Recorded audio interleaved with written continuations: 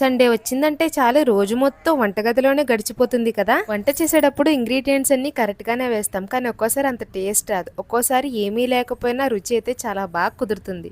మన వాళ్ళ కోసం మనం ఇష్టంగా వంట చేస్తే వాళ్ళది కడుపు నిండా తిని చాలా బాగుందనే కాంప్లిమెంట్ ఇస్తే చాలా ఆనందం కదా. హాయ్ అండి, అందరూ ఎలాగున్నారు? Welcome back to our channel. ఇది వచ్చేసి ఒక సండే వ్లాగ్ అండి. లాస్ట్ వీడియో పోస్ట్ చేశాను కదా నేను, మా పాపకి చెవులు కుట్టించామని. అప్పుడు మా తమ్ముడికి భోజనం చెప్పాలి కదా, మేము ఈ రోజైతే సండే అని చెప్పి ఈ రోజు ఇన్వైట్ చేసాము.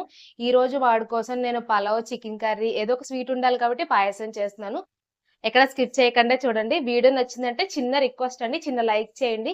ఎందుకంటే మీరు చేసే లైక్ నాకు చాలా సపోర్టింగ్ గా ఉంటుంది. సో వీడియో నచ్చితే చిన్న లైక్ చేసి మన ఛానల్ సబ్స్క్రైబ్ చేయండి. ఇంకా ఆలోచన చేయకుండా వీడియోలోకి వెళ్ళిపోదాం.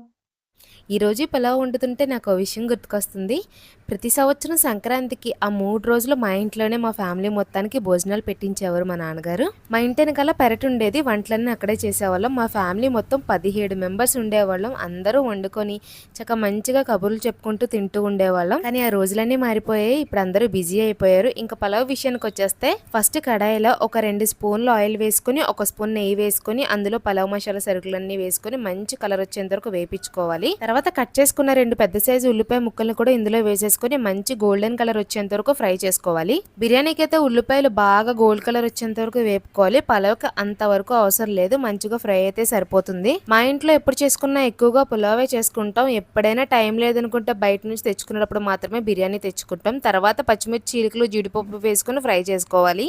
టైం లేదని ఒక పక్క పలావ్ వేసేస్తే ఇంకో పక్క చికెన్ కర్రీకి అయితే రెడీ చేసేస్తున్నాను. చికెన్లో నేను పలవాకులు వేస్తాను, టేస్ట్ అయితే చాలా బాగుంటుంది. ఆయిల్ బాగా హీట్ ఎక్కిన తర్వాత 2-3 పలవాకులు వేసుకుని పచ్చిమిర్చి, ఉల్లిపాయలు వేసుకుని మంచి కలర్ వచ్చేంత వరకు ఫ్రై చేసుకోవాలి. నేను చికెన్ వండిన ప్రతిసారి చికెన్ మ్యారినేట్ చేసేసుకుంటాను ఫస్టే, కానీ ఇప్పుడు టైం లేదు కానీ డైరెక్ట్ గా వండేస్తున్నాను. పలావ్కి ఆనియన్స్ బాగా ఫ్రై అయిపోయిన తర్వాత ఒక పెద్ద సైజ్ టమాటాని ముక్కలుగా చేసుకుని వేసుకోవాలి. టమాటాల్లో నీరు మొత్తం ఇంకొపై మంచిగా ఫ్రై అయ్యేంత వరకు ఫ్రై చేసుకోవాలి. తర్వాత ఇందులోనే కట్ చేసుకున్న పుదీనా, కొత్తిమీరను కూడా వేసేసుకోవాలి.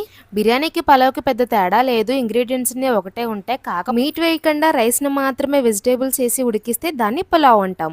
లేదు, 2 విడివిడిగా ఉడికించి కలిపి దమ్ చేస్తే మాత్రం అది బిర్యానీ. టేస్ట్ మాత్రం 2 చాలా బాగుంటాయి. తర్వాత ఇందులోకి మసాలా కోసం అల్లం వెల్లుల్లి వేసుకుని మంచిగా మిక్సీ పట్టేసుకోవాలి. ఇవన్నీ బాగా ఫ్రై అయిపోయిన తర్వాత 2 స్పూన్లు అల్లం వెల్లుల్లి పేస్ట్ వేసుకుని పచ్చివాసన పూర్తిగా పోయేంత వరకు ఫ్రై చేసుకోవాలి. ఈలోపు మసాలా వేగుతుండగానే మనం రైస్ కొలిచి పక్కన పెట్టుకోవాలి. ఎందుకంటే పలావ్కి రైస్ లో వాటర్ కరెక్ట్ గా ఉండాలి, లేదంటే జావ్ అయిపోవడం లేదా ఉడకపోవడం లాంటివి జరుగుతాయి. గ్లాస్ కి 2 గ్లాసులు చొప్పున వాటర్ తీసుకోవాలి. నేను ఇక్కడ ఈ గిన్నెతో 2 గిన్నెల బియ్యం అయితే తీసుకున్నాను, అందుకని 4 గిన్నెల వాటర్ అయితే పోసుకుంటున్నాను. నేనైతే ఉప్పు, కారం, గరం మసాలా వాటర్ వేసాకే వేస్తాను. మరుగుతున్న నీటిలో వేస్తే ఇంకా టేస్ట్ నాకు బాగా నచ్చుతుంది.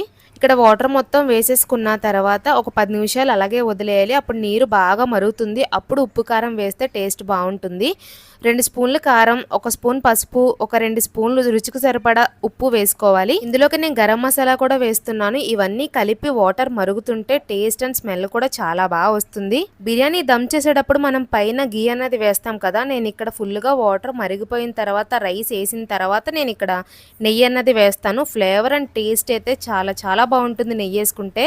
నెయ్యి అంటే ఇష్టం లేని వాళ్ళైతే స్కిప్ చేసేయండి, కానీ నెయ్యి మాత్రం తినేవాళ్ళు పలావ్లో కానీ బిర్యానీలో కానీ వేసుకుంటే ఒక హైలైట్ టచ్ అవుతుంది. నెయ్యి వల్లే అంత టేస్ట్ వస్తుంది. ఈ నెయ్యిని కూడా నేను హోమ్ మేడ్ గా ఇంట్లోనే చేసుకున్నాను. మన ప్రీవియస్ వీడియోస్ లో అది కూడా ఉంటుంది, ఎవరికైనా ఇంట్రెస్ట్ ఉంటే వెళ్ళి చూసేయండి. నీరు బాగా మరిగిపోయిన తర్వాత అడిగి పక్కన పెట్టుకున్న రైస్ కూడా ఇందులో వేసేసుకోవాలి. రైస్ అండ్ వాటర్ క్వాంటిటీ మాత్రం పర్ఫెక్ట్ గా ఉండాలి, లేదంటే పలావ్ అయితే అసలు మంచిగా రాదు, జావ్ అయిపోతుంది, లేదంటే ఉడకకుండా అయిపోతుంది. సరిగ్గా చూసుకోండి వాటర్ పోసేటప్పుడు మాత్రం. నేను ఇక్కడ రైస్ మొత్తం వేసేసిన తర్వాత ఇంట్లోనే చేసుకున్నానని చెప్పాను కదా, ఆ నెయ్యిని కూడా ఒక 2 స్పూన్లు వేస్తున్నాను. ఇదే మంచి టేస్ట్ అయితే వస్తుంది నెయ్యి వేసుకుంటే. ఫైనల్ గా నెయ్యి కూడా వేసేసుకున్న తర్వాత మూత పెట్టేసి ఒక 10 మినిట్స్ పాటు ఉడికించుకోవాలి. ఒక పక్క పలావ్ ఉడుకుతుంది, ఇంకో పక్క చికెన్ వండేస్తున్నాను. టైం ఎక్కువ లేదు, మా తమ్ముడు వాళ్ళని పిలిచాను కదా, వాళ్ళకి స్పీడ్ గా పెట్టాలని చెప్పేసి. ఆనియన్స్ బాగా వేగిపోయాయి. చాలా మంది చికెన్ ని స్కిన్ లెస్ తింటారు కదా, కానీ చికెన్ ని స్కిన్ తో తింటేనే చాలా టేస్ట్ ఉంటుంది. ఈసారి ట్రై చేయండి. చికెన్ ని 2-3 సార్లు వాష్ చేసేసుకున్న తర్వాత ఇలా ఉల్లిపాయల్లో వేసేసుకోవాలి. చికెన్ నుంచి చాలా వాటర్ వస్తుంది, అది మొత్తం రిలీజ్ అయిపోయి ఎగిరిపోయేంత వరకు వేపుకోవాలి. మేమైతే ఎక్కువగా బాయిలర్ తినము, లేరే తింటాము. ఎందుకంటే ఆడపిల్లలు బాయిలర్ తినకూడదని మా నాన్నగారు చిన్నప్పటి నుంచి లేరే అలవాటు చేసేసారు. ఇందులోకి 1 స్పూన్ పసుపు, 1 స్పూన్ కారం, అంటే కారం ఎక్కువ తినే వాళ్ళైతే 2 స్పూన్లు వేసుకోవచ్చు. మేము గట్టిగా తింటాం, అందుకే 2 స్పూన్లు వేసుకుంటున్నాను. టేస్ట్ కి 1 స్పూన్ ఉప్పు కూడా వేసుకోండి. తర్వాత ఇవన్నీ కలిసేలా ఒకసారి కలిపేసుకోవాలి. ఇందులో మసాలాల కోసం నేను అల్లం, వెల్లుల్లి, జీలకర్ర, ధనియాలు, దాల్చిన చెక్క అన్ని వేసి మిక్సీ పట్టేసుకున్నాను. అలా మిక్సీ పట్టిన మసాలాను కూడా ఒక 2-3 స్పూన్లు వేసుకొని మంచిగా ఇవన్నీ కలిసేలాగా ఒకసారి కలుపుకోవాలి. ఇవన్నీ వేసుకొని బాగా కలిసిన తర్వాత ఒక ముక్క మునిగేంత వరకు వాటర్ పోసుకొని ఒక 20 మినిట్స్ పాటు ఉడికించుకోవాలి. చికెన్లోకి గారెల కాంబినేషన్ చాలా బాగుంటుంది కదా, కానీ ఈ రోజు నాకు టైం కుదరక చేయలేదు. ఆ చిన్న పాప అయితే అసలు ఎవరి దగ్గర ఉండదు, నన్ను అస్సలు వదిలిపెట్టదు. ఈ మాత్రం టైం ఇవ్వడమే ఎక్కువ అది నాకు. వంట చేస్తున్నప్పుడు చెయ్యి అయితే కాలింది. ఆడవాళ్ళకి ఇది తప్పదేమో కదా, వంట చేస్తున్నప్పుడు చేతులు కాళ్ళు కాల్చుకుంటూనే ఉంటాము. ఇంకా వంట అయితే పూర్తయిపోయింది. పలావ్ అయిపోయింది, చికెన్ అయిపోయింది, రైతా కూడా చేసేసాను. పాయసం కూడా చేద్దాం అనుకున్నా, కానీ మా చెల్లి నేను డైటింగ్ లో ఉన్నాను, మీరు చేశారంటే నాకు తినాలనిపిస్తుంది, చేయకండి అని చెప్పింది. సో అదైతే ఆపేసాను. బాగా ఉడికిపోయిన తర్వాత లాస్ట్ లో గార్నిష్ కి కొత్తిమీర వేసుకుంటే టేస్ట్ అయితే చాలా చాలా బాగుంటుంది. ఇంతవరకు టైం ఇచ్చానుగా చాలే, ఇంకొచ్చి నన్ను ఎత్తుకో ఉంటుంది మా చిన్న పాప. ఇదిగోండి ఇదే మా పాప. మా పెద్ద పాపని లాస్ట్ వీడియోలో చూసుంటారు కదా, కానీ మా చిన్న పాపని మాత్రం ఎప్పుడూ చూపించలేదు. తిని పేరు పూజ్యశ్రిత. అస్సలు నన్ను వదిలిపెట్టదు, ఎప్పుడు ఎత్తుకొనే ఉండాలి. ఇంకా తినే టైం కూడా ఇవ్వట్లేదు, అందుకే ఇలా గబగబా షూట్ చేసుకుంటున్నాను. పలావ్, చికెన్ రెండు కూడా చాలా టేస్ట్ ఉన్నాయి, చాలా బాగా కుదిరే. వీడియో నచ్చిందా అయితే చిన్న లైక్ చేసి సపోర్ట్ చేయండి. ఇంతవరకు ఈ వీడియో చూసినందుకు చాలా చాలా థ్యాంక్స్. నెక్స్ట్ ఏం రెసిపీ చేయాలో కామెంట్ చేసేయండి, తప్పకుండా చేస్తాను. వీడియో నచ్చితే చిన్న లైక్ చేసి మన ఛానల్ సబ్స్క్రైబ్ చేసేయండి. Thank you for watching.